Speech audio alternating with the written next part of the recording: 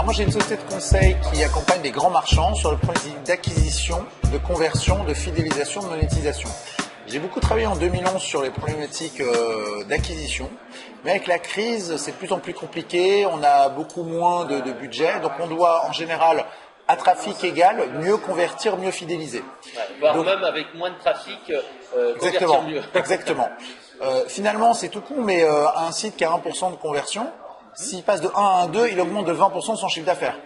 Alors que pour augmenter de 20% son chiffre d'affaires en acquisition, il doit dépenser 20% de budget en plus. Donc ça vaut le coup de fine-tuner finalement un site, d'identifier les grains de sable et de regarder comment on peut aller chercher des pouillèmes, des dixièmes de conversion supplémentaires. Mais chaque dixième, c'est des millions d'euros dès qu'on est un site à plus grande envergure. On a vu par exemple la vitesse de trafic du site, enfin de chargement du site qui peut être un influenceur. Et après, il y a d'autres critères. Alors, je dirais que bien maîtriser sa base de clientèle, il y a une technique qui existe depuis 50 ans dans le marketing direct qui s'appelle le RFM. Est-ce que tu sais ce que c'est que le RFM? Revenu fréquence montant. Très bien. Par exemple, quand tu viens de recruter un client, généralement, il est plus susceptible d'acheter un nouveau produit ou de la formation ou des services complémentaires. Le montant, c'est tes gros clients, généralement, tu as toujours des gens qui sont prêts à acheter n'importe quoi. Forcément, tu vas leur vendre ton premier produit. Et bien sûr, revenu fréquence montant, le montant de chiffre d'affaires, tu peux faire de l'upsell ou justement proposer des produits accessoires. Alors, c'est pas revenu, le R, c'est récence. Ah, ce qui est important, parce que je donne un exemple. Un client qui passe une commande de 10 000 euros a beaucoup moins de valeur qu'un client qui a passé 100 commandes de 100 euros. Parce que 100 commandes de 100 euros, c'est-à-dire qu'a priori, il a une grosse fréquence, a priori, il a encore acheté récemment, et donc son montant est faible, mais il devrait racheter 100 fois, il n'y a pas de raison. Alors qu'une fois 10 000, on ne sait pas du tout s'il va revenir, s'il va être content, etc.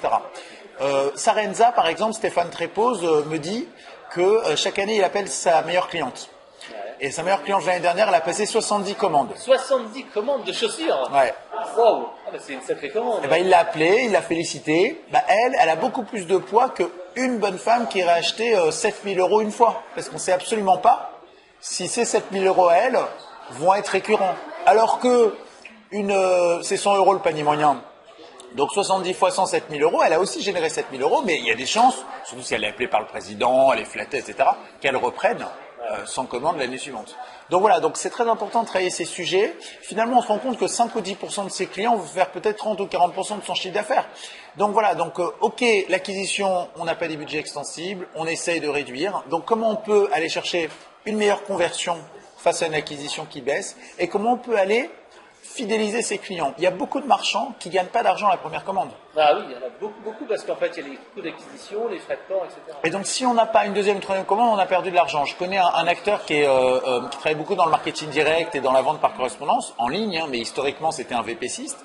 Eh bien, il est prêt à payer 30 euros, alors que son panier moyen, il est à 35 euros. Il est prêt à payer une affiliation, un coût d'acquisition à 30 euros, alors que son panier moyen est à 35. Je fais, mais t'es fou. Tu fais pas 90% de marge. Non, je fais pas 90% de marge. Clairement, je perds de l'argent si ça s'arrête. Mais à moi d'avoir une animation commerciale, un CRM, une approche pertinente pour faire du repeat business. Donc ça, c'est des sujets un peu tendance. Une des approches qui m'intéresse aujourd'hui, c'est le RTB display. Donc en gros, le display, c'est quoi? C'est j'ai un site de prédilection, je vais vendre mon audience au CPM. Le problème, c'est qu'avec la perf, le CPM a du mal à résister.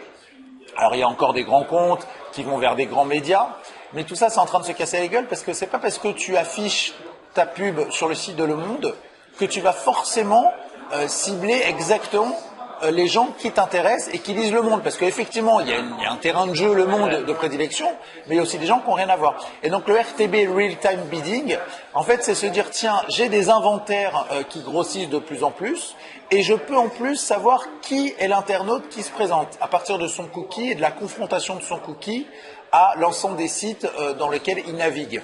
Et donc je vais donner une teinte à un consommateur donné, et du coup je ne vais afficher la pub qu'à ce consommateur-là. D'accord.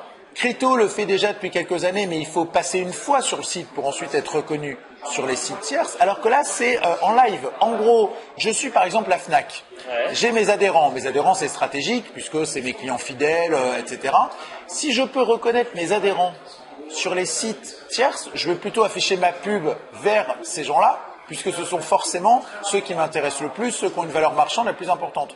Donc le display RTB, c'est casser les codes du display où j'achetais finalement 1 milliard d'impressions, 1 million d'impressions. C'est voilà, finalement, achetez-moi 1 million d'impressions sur peut-être 100 000 sites, mais je veux à chaque fois les 10 cookies qui m'intéressent le plus. Donc les 10 internautes, anonymes, hein, mais les 10 internautes qui sont pile poil dans mon cœur d'activité.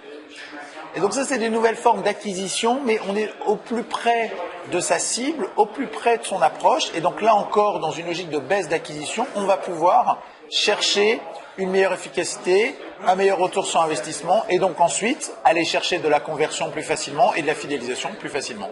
Alors ce genre de prestataire que tu sélectionnes, comment est-ce qu'il fonctionne? Est-ce que c'est un coût au clic par rapport au CPC classique ou à l'affichage? Quelle est un petit peu la différence au niveau tarifaire? C'est 10%, 20% plus cher? Alors certains se cantonnent au CPM, donc finalement il faut tester pour recalculer quel est son nid CPC ou son nid CPA. Certains sont prêts à s'aligner en CPC parce qu'ils se disent de toute façon il y a des budgets achat de mots-clés Google, donc c'est plus facile de migrer des budgets existants vers un nouveau canal plutôt que d'aller changer un dogme de rémunération. Et puis certains jouent le rôle du CPA et sont prêts à aller chercher, je dirais, une rémunération sur les ventes. Mais le gros danger du CPA, c'est qu'un internaute peut passer par plusieurs leviers. Ah, il faut trouver après où vient Exactement. le final. Il faut la contribution de chaque levier. Et donc, c'est le danger de celui qui se rémunère sur les ventes, c'est que son cookie peut s'écraser avec le cookie d'un autre. Imaginons, j'ai mis en place une démarche pour qu'un internaute vienne chez moi. Il vient, il ne commande pas tout de suite. Il revient 2 semaines après, il passe par un mot-clé Google. Bon, bah là, toi, tu affectes la vente à Google, alors que c'est pas Google qui a contribué la première fois. Donc, c'est tous ces dangers. Donc, il y a beaucoup plus d'intelligence, de data qu'il faut pouvoir capitaliser, qu'il faut pouvoir comprendre, qu'il faut pouvoir interpréter pour rémunérer intelligemment et puis toujours être dans cette logique de retour sur investissement permanent. D'accord. Et donc toi, justement, ton travail, c'est de sélectionner le bon prestataire qui va offrir ce genre de service. Moi, j'ai 67 prestataires que j'ai référencés. Tous... C'est un arsenal, en fait, avec différentes techniques selon les besoins.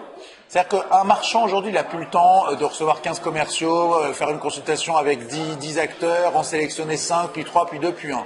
Moi, je peux tout de suite lui dire, voilà, tes concurrents ont travaillé sur tel sujet, sans dévoiler de choses confidentielles, bien entendu, mais en tout cas, voilà, le terrain de jeu, ton univers se joue avec ces prestataires-là. Est-ce que tu veux que je t'organise une consultation à 2, à 3? Est-ce que tu veux qu'on regarde concrètement quel est le meilleur sujet?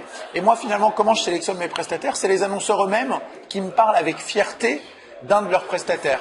Quand j'entends 2 fois, 3 fois, 4 fois, 5 fois le nom d'un nouveau prestataire, je me dis celui-là, il faut que je le rencontre. Ouais. J'ai aussi beaucoup de prestataires qui viennent se référencer, mais ce qui parle, c'est le client.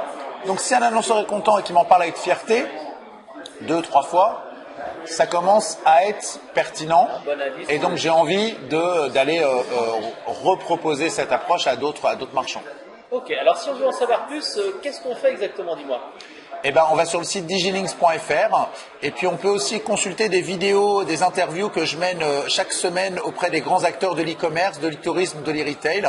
C'est un site qui s'appelle DGTV, donc les 4 lettres, dgtv.fr. Ok, merci Hervé et à très bientôt. À très bientôt.